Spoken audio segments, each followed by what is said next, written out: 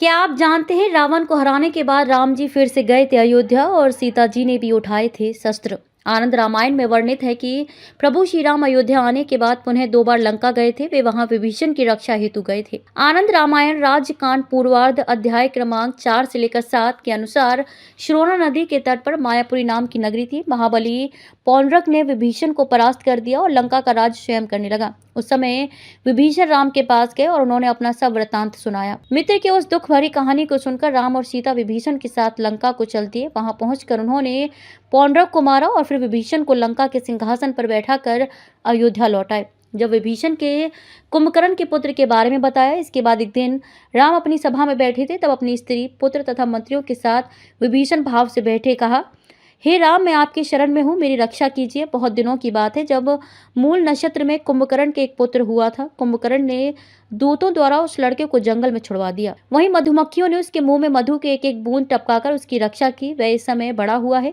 जब उसने लोगों के मुंह से ये सुना कि राम ने मेरे पिता तथा कुटुंबियों का नाश किया है, तब वो उग्र तपस्या द्वारा उसने ब्रह्मा को संतुष्ट करके वर सिर्फ स्त्री के हाथों मरेगा प्राप्त कर लिया। वर के प्रभाव से गर्वित होकर पाताल निवासी राक्षसों की सहायता से उसने लंका पर चढ़ाई कर दी। विभीषण ने 6 महीने तक उसके साथ घमासान युद्ध किया। अंत में उसने उन्हें परास्त करके लंका पर अधिकार कर लिया। ऐसी अवस्था में विभीषण आधी रात को अपने पुत्र, स्त्री एवं मंत्रियों के साथ एक सुरंग के रास्ते से भागे। एक योजन दूर भागने पर ठहर गए, जहां रात्रि व्यतीत हो गई। जब आगे बढ़े और राम के पास अयोध्या आ पहुंचे, वह राक्षस मूल नक्षत्र में पैदा हुआ तथा वृक्षों के नीचे उसका पालन पोषण हुआ है, इसलिए लोग उसे मूलकासुर कहते थे।